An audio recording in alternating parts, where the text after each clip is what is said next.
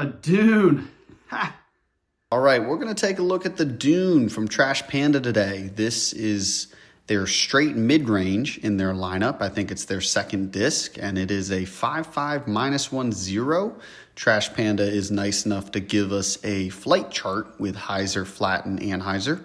But what I'm going to do in this quick review is go ahead and head out to the field and throw a few shots with it. Let's take a look at the throws. Now, this is my first Trash Panda disc. I did have a little bit of flashing on the bottom of it, but other than that, the recycled plastic felt pretty good in the hand.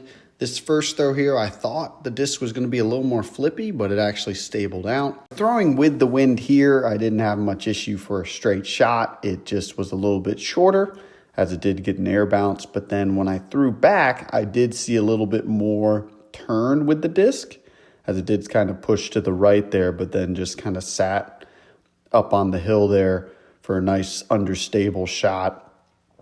With this last shot, it really shows that it doesn't drift one way or the other. It tends to be straight or close to where you're aiming, and I think that's really good for beginners. Now, going into this last shot, it actually went a lot farther than I thought it was going to, as it looks like we got a full flight out of this throw. It drifted a little bit to the right and pushes all the way into the woods, and this hole is listed as 300 feet, so this shot looked to be around 325 for me. Looking back, we threw here around the Jeep, around the play set back there. So, all right, my final thoughts with this disc is it is a very straight mid, in my opinion. I don't think it will fade or turn too far off of where you're aiming.